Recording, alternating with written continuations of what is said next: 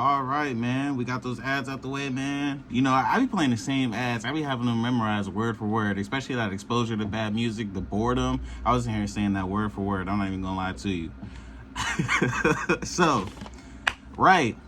Back to the NBA, back to basketball. As y'all know, the playoffs for me been pretty exciting. I'm not even gonna lie to you, man. It's been really great games, some really great teams. You're starting to see teams' weaknesses. You're starting to see team strength. You're starting to see who's really looking like the best teams in the league, right? So first, we're gonna break it down with the Western Conference. First game we want to talk about is the Thunder versus the Pelicans. Now, these teams have both played 2 games in OKC. They're going back to New Orleans for games 3 and 4. Game 1, very competitive, highly energetic, man. Both teams, you can tell, wanted that game very much, especially the Pelicans. When you're the away team and you have 2 games on the road, the idea is to at least steal 1. You want to be able to go back for games 3 and 4, take the 3-1 advantage, defend home court, come back for game 5, and end it there. You know, if you could get both games 1 and 2, great. But if not, at least be able to steal 1, protect home court, so that way game 5 you're up 3-1. You know, just makes it a whole lot easier. The odds are very much in your favor if you at least steal 1. So, like I was saying, game 1, very entertaining, very competitive. The New Orleans Pelicans, they were rebounding the ball. You could definitely tell that they were controlling the paint. Valanciunas was doing what he does in the paint. Talked about him a little bit. He's the reason, honestly, why the Kings got eliminated like they did. You know, we touched on that a little bit last week, but game 2, the Thunder wasn't having none of that. They went out there and smacked them boys dead across the mouth. I'm not even going to lie to you, man. It was tough. It was rough. The Thunder ended up being up by as much as 30. Yeah. So when you're up by that much, especially towards the end of the game, you can really much just call it rats, really much just call it quits. And that honestly took me by surprise because, especially with the way that the Pelicans were playing, I thought these teams were evenly matched. And it didn't seem like that yesterday, not at all. All 5 of the Thunder starters were in double-figure points. And when you have games like that, that really just means that the whole offense, everybody's going. It's not just one person. Shea and Chet, especially in that first half, definitely set the tone. He had 20 points in the first half, controlling the paint, hitting down mid-range shots, basically just doing what he needs to do, especially for the Thunder to have as much of success that they're having. You wouldn't recognize that they're the youngest team in the playoffs and the youngest #1 seed in NBA history. That says a lot. It goes to their scouting, it goes to how they're drafting, and they have multiple #1 and #2 picks going into the upcoming drafts in the next coming years. So not only are they great right now, they have the chances to even be even better in the future. You know what I mean? You had Isaiah Joe stepping up, hitting clutch shots and everything like that. Really just, you could tell, like, they knew that they picked up the energy in game 2. You know what I mean? Getting into the passing lanes, being very disruptive. Brandon Ingram couldn't get his rhythm going. CJ McCollum was knocking down shots. But without Zion, that person who has valuable minutes, who's able to get second chance opportunities, control the basket, really be that spark, that energy that they were missing, it's going to be tough to beat this team. You know what I mean? Especially being on the road and having to weather those storms when the OKC goes on runs and just starts being as dominant as they look. It's kind of tough to really put that to a halt. So the Thunder's up 2-0 against the Pelicans. They go back to New Orleans. Honestly, what I think is going to happen, I wouldn't be surprised if they split, right? I kind of see I kind of want the Pelicans to take game 3. I think the Thunder are going to make those adjustments there and take game 4. But honestly, I feel like just in the playoffs, you know exactly the offense and defense, like the schemes and everything like that. You could draw up the perfect play, but it's really just about energy. It's really just about not letting the opposing team be as comfortable as they were. You know what I mean? Shea, everybody knows he's finalist for MVP, and he played like it in game 2, finishing with 33 points, 4 threes, I believe. it really just wasn't much that they could do. Some of the shots that he was hitting, he was shooting it over the backboard. He was out there playing horse against them, bruh. Like, no lie. And at that point, if I'm on that opposing team, it's really just GG's from there, man. You try to contain them. You try your best to really just make it as difficult as you possibly can for them. But it's just players like that, and a lot, kind of like the other players that we're about to go through and name in a minute. It's just nothing much that you could do. So, best of luck to the Pelicans. Hopefully they don't get swept. Hopefully they can at least get one. I think this is going 4 or 5 games. You know, there's that. Next, we got the Lakers versus the Nuggets. Now, this series is very competitive. And it's really just, like, I don't want to say nothing could really go the Lakers' way. But it's just, they were up 20 in game 2, right? So obviously, just like how the Pelicans and the Thunder game, a team gets up to a big lead, you think it's safe, you think they got this game in the bag, and in the NBA, that is the complete opposite. No lead is ever safe, whether you're the home team or the away team. You take your foot off the gas just for an even slight second against the defending champions like the Nuggets, you're going to end up losing the game, and that's exactly what happened. Now, just a quick summary, LeBron was dominating in the fourth. Definitely the person as far as like scoring, hitting threes, getting to the basket. You know what I mean? He was definitely trying to be that closer for the Lakers in those final minutes of the game. And don't get it messed up either. Anthony Davis was cooking. It seemed like the commentators were talking about during the game that he was just at peace with the game, man. And as a hooper, when it's like that, it's really just, you could do no wrong, honestly. Honestly, you could really do no wrong. AD was hitting his mid-range shots, getting to the basket. I don't want to say controlling the boards, because Nikola Jokic finished with 20 rebounds, as we're going to talk about later on. Give me a few more minutes. But he was definitely doing his thing. You know what I mean? So hopefully going back to LA, home court, especially at home, the supporting cast usually plays better, shoots better, see a whole lot of shots go in. D'Lo, who was cooking in game 2, he finished with 6 threes. Go back to home court, replicate that performance, and hopefully pull out the W. Now the Nuggets, oh my God. Honestly, they looking like it's finna be a repeat. They looking like they finna go back to back, and honestly, I don't really see a team that could really, as far as like, for what we've seen right now, if you were to pick a team who you had to put your money on or anything like that, and I ain't supporting, betting or nothing like that, don't be out there just blowing through your money on these sports bets and everything, but if you so happen to do, who I would put my money on to win it all right now, who's shown me the most, the Nuggets, man. They're dangerous. They're the most dangerous team in this playoffs, no lie. Not just because that they're the defending champions, but as we all know, going back-to-back is definitely way more difficult than even just winning the first one. Now you got teams who are gunning for you. Now you got teams who are really trying to put their teams together in order to match you. We seen this with the Golden State Warriors a few years back, when they was going to the finals and back-to-back and everything like that, especially when they had Kevin Durant. You seen a lot of teams trying to replicate their roster and trying to replicate their schemes that they was doing in order to knock them off the mountaintop. So, but the problem with that is other teams don't have the personnel. Playing in Denver, that high altitude, you have to be in incredible shape in order to do that. They have probably the number 1 home court advantage in the playoffs. They got dang near 3-time, well, could be 3-time MVP Nikola Jokic, who is really great at picking his spots, really great at just controlling the pace of the game, man. You can't speed him up. You can't slow him down. You really just got to just pick your poison with, bro. And honestly, make him play defense.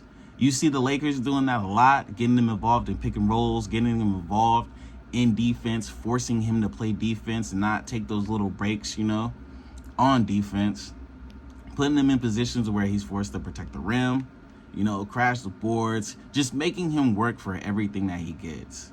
He's still a great player. He's still going to hit tough shots. Sometimes there's just nothing that you could do. But at the end of the day, you have to be able to make him work, which the Lakers have shown that they've been able to do that. Game 1 and 2, they've had a lead, and they've been watching those games. You would honestly think that the Lakers are in control and are going to win these games. Just because the Lakers are down 2-0, they could easily be up 2-0 if they were able to just play. You have to play 48 great minutes of basketball, right? Weren't able to do that. The Nuggets end up crawling back. LeBron, top of the key 3, doesn't fall. Jamal Murray, he gets that shot that we all dream of as kids, right? Dribble to the right side of the wing. Tween, step back, 3, 2, 1, and game time, man. It was tough. I know Laker fans is kind of tough right now. They down bad. We got game 3 tonight at 7, I believe. What I think is going to happen in this series, I told one of my homies earlier, and I told one of my homies this might be a sweep. No lie. I do definitely think if the Lakers play how they played 2 days ago, have that 20-point lead at home, that they will be able to pull it out. Having that home court advantage in that moment, and having the home team on your side, it definitely helps out a lot. But even last year in the Western Conference Finals, we've seen the Lakers at home have a lead, and it goes exactly how it did last night. You can never count the Nuggets out. You can never count any team out, because basketball is really just a game of runs, right? The Nuggets do a great job at, obviously we know that they could go on a run, but what separates a championship team is how they're able to weather that storm, right?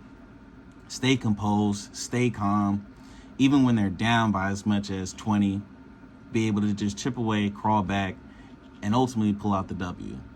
So, will that happen games 3 and 4? Who knows, man? I can't tell the future.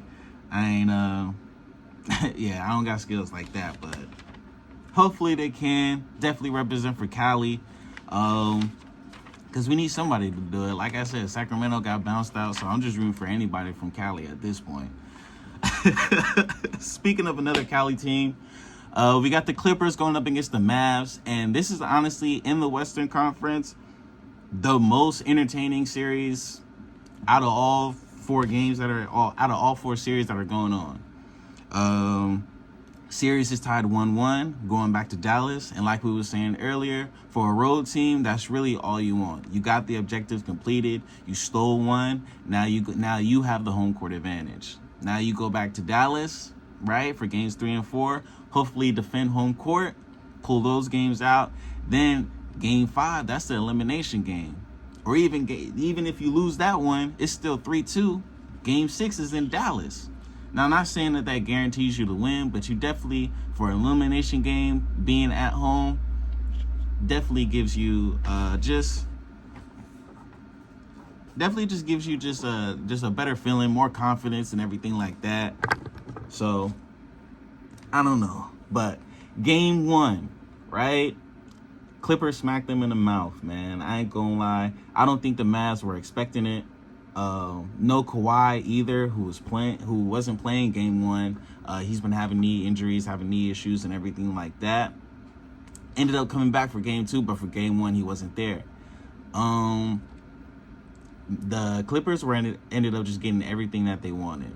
Zubac was controlling the paint, really dominating, getting second chance opportunities, getting offensive rebounds, really being a force down low. Then you got, Harden, who was knocking down shots, and really just we seen vintage Harden. You know what I mean? Knocking down threes, facilitating playmaking for other people. Then you got Russ, who's high energy spark. That's Russell Westbrook. We all know what he do. We all know what he capable of, man. You never have to question if Russell Westbrook is finna provide 100% energy. And as a coach, as not even just anybody not even just as a coach or any staff, as a fan of basketball, a fan of the Clippers. That's what you love to see, man. You love to see players going out there and giving you 110% each game, making no excuses, laying everything out on the line, and just, you never have to worry about that. Triple-double average, MVP caliber player, former MVP of the league. Come on, man. That's Russ, man. Russ was out there doing what he do. Trey Mann, who's growing into a spark for the Clippers. Even Coffee Brown, lefty, sharp shooter, you know what I mean? He goes in there, knock down timely shots, plays incredible defense. My prediction for this series in games 3 and 4, I think they split. And I think we come back to LA for game 5, 2-2.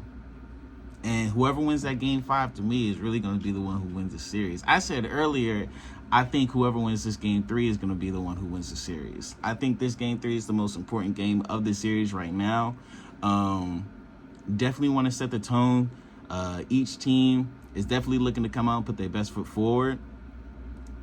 And I think just the key to this game is just, honestly, who's going to play the most defense, who's going to really take that challenge and defend the best players. You know, you got Luka out there, you got Kyrie out there, but you also got 4 all-stars out there for the Clippers. You got Kawhi, you got PG, you got James, you got Russ out there. You know what I mean? Who's really going to step up and take those challenges? And the supporting cast as a collective, who's going to play better? Who's going to provide that spark off the bench? Or just the supporting cast who's going to be able to provide that spark that brings their team over the hump. PJ Washington, we saw in game 2, had an incredible fourth quarter that helped the Clippers. What am I talking about? To help the Mavericks close it out.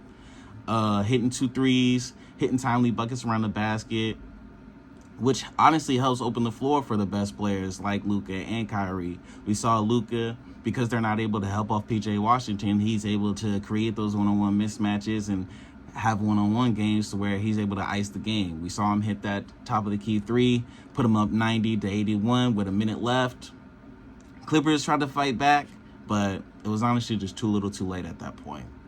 So I think they split. I think we come back to LA for game 5, tied 2-2. And shoot, if we see that, man, best of luck to both teams, because that's going to be a good one. I can't wait for that one. Last on the West, we have the Timberwolves versus the Suns.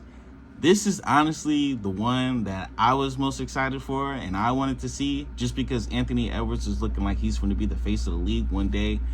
He's really growing into a type of player who's generational talent, honestly. Really just a 3-level scorer, plays defense, accepts the challenge of being great, knows the opportunity that he has, puts the work in and day out, and you see it paying off, right? Obviously, the Suns got Devin Booker and Kevin Durant. Obviously, generational players in itself, generational talents within themselves, all-stars. Kevin Durant, MVP, 2-time Finals MVP. You know what I mean? With the addition of Bradley Beal, Grayson Allen, who went down with an injury, I believe game 2, believe he hurt an ankle on a jump shot, landed wrong. You know how that be. It's just simple basketball injuries. Hopefully he's all good. But the Timberwolves are up 2-0, right? And game 1, they smacked the Suns in the mouth, right? Game 1s are usually to set the tone of the series, right?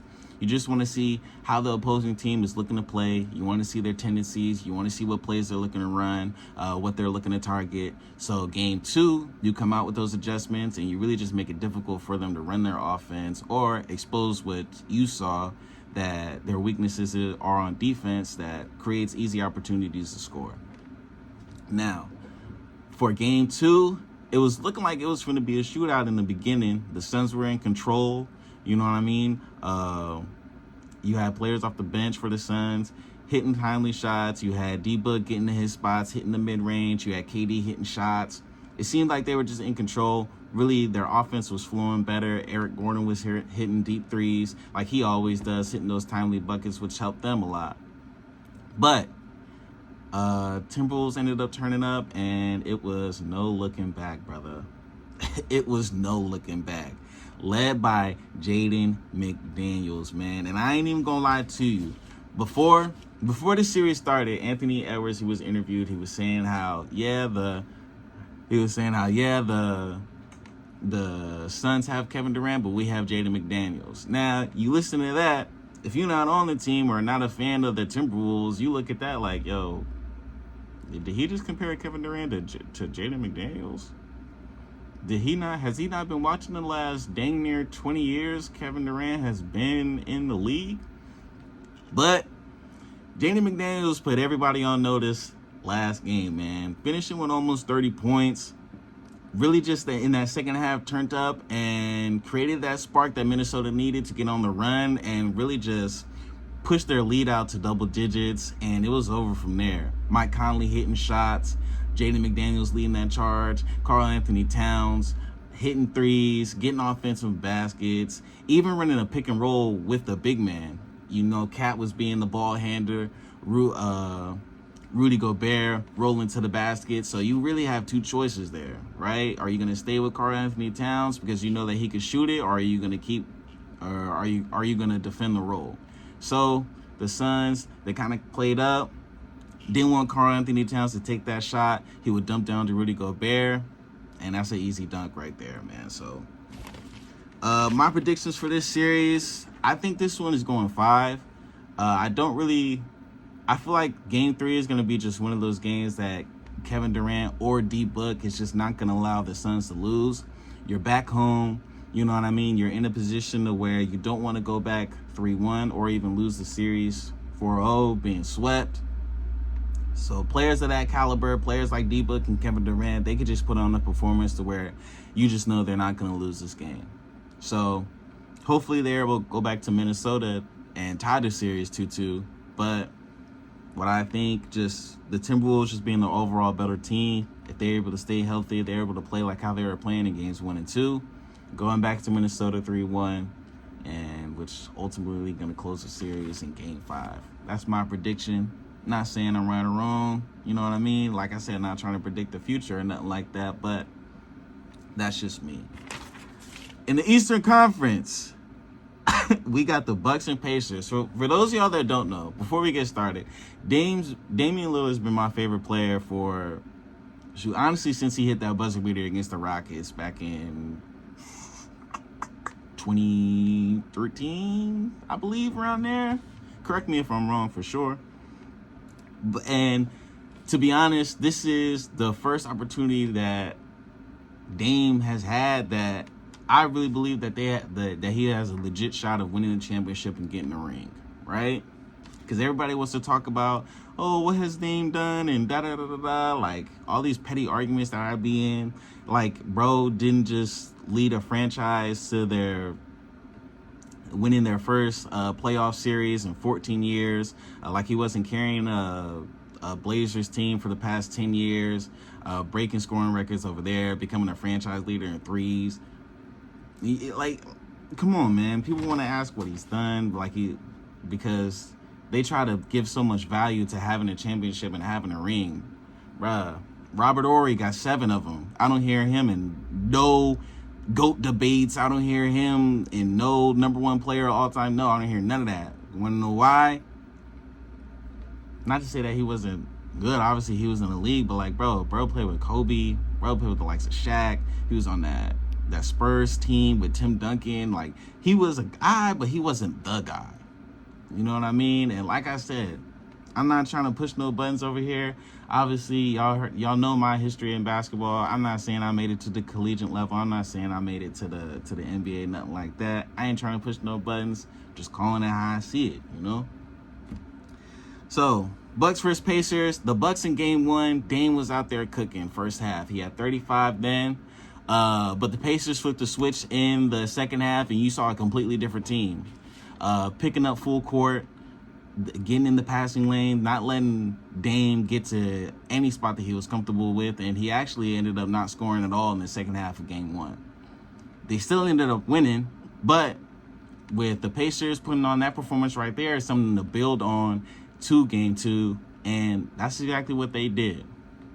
Pacers game 2 completely flipped the switch, and they brought energy from the start, man. Picking up full court still. Even with Dame going off like he did, he still has 6 threes in the first half, which is insane. I believe 30 in the first half.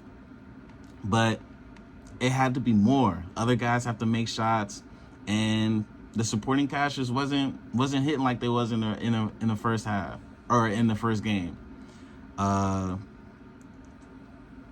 Sorry, y'all. People be walking by the window. I be having a wave, smile. You know how it be, but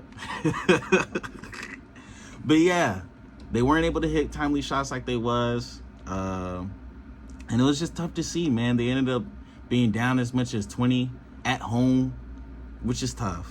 You got the Sixers versus the Knicks. The Knicks are up 2-0 in that series. The 76ers, let's just focus on them for a little bit and how much bad luck they've had in the playoffs. You know what I mean? Like, Joel's hurt right now. He's playing at about 70 to 80%, right? They even showed him on the sideline when he got subbed out. He's getting his knee worked on, and you just see like this huge, just like, look like a muscle strain almost. Like, just some part of his knee was just literally like about to like pop out. And, you know, he's in pain, but everybody's not 100% going into the playoffs, so he's not going to make no excuses. Hopefully they're able to go back to Philly, tie the series up, come back to New York, game 5, still at 1. But the Knicks is looking like just, you got to play 48 great minutes of basketball against them, man. You got to.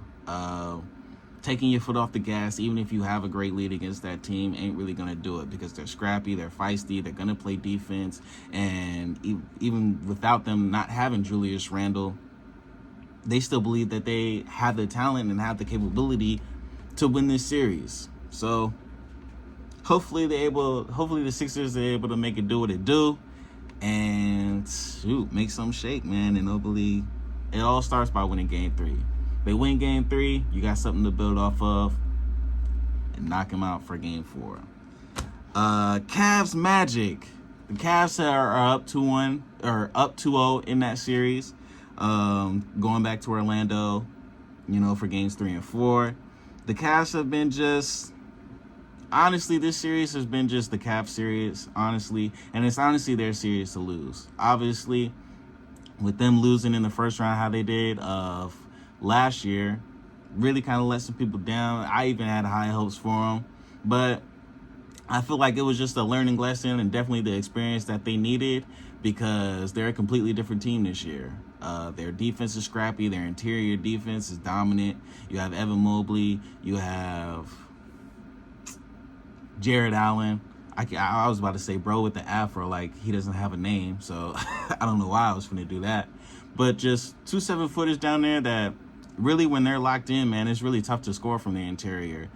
Going into the fourth quarter, the Magic had about 60 points that they accumulated, 60 to 65 points.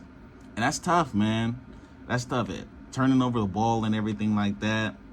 Not really comfortable getting into their sets. It was tough to see. So hopefully going back to Orlando gives them a little bit of a boost, a little bit of help. Tie the series up, coming back to Cleveland for game 5. But I don't know, man. We'll see.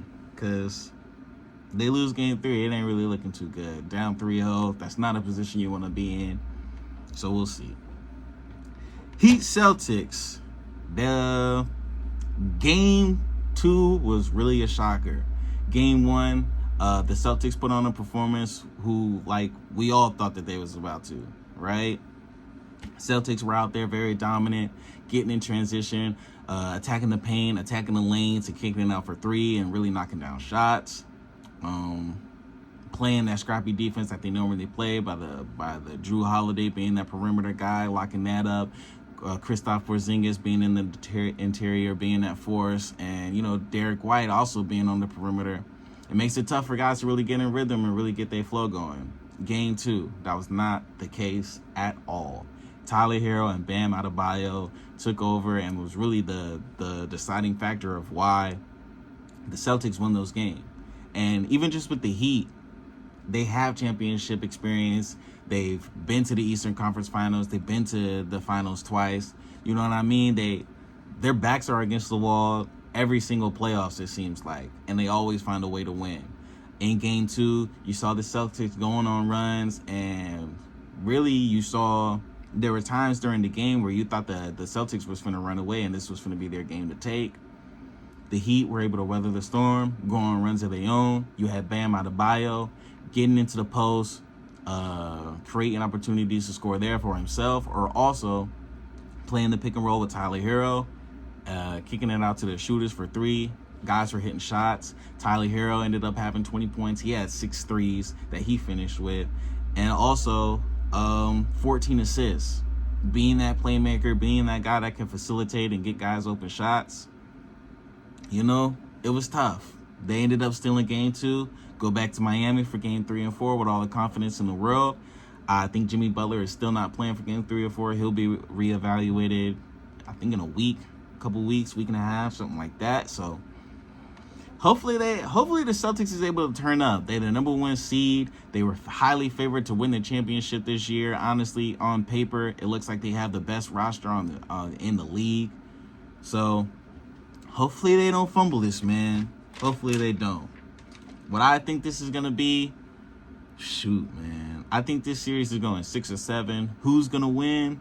If Miami plays like how they played last night, it's not a guarantee that the Celtics is going to run away with this. So, only time will tell, man. Lastly, to finish up the show, as everybody knows, or for those of y'all who don't know, we got the Olympics coming up in Paris. In Paris, voulez-vous coucher avec moi? You know what I mean? In Paris.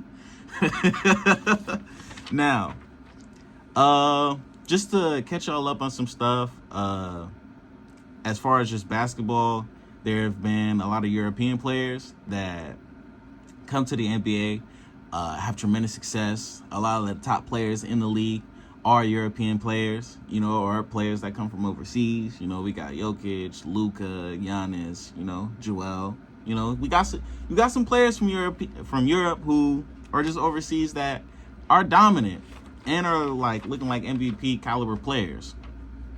But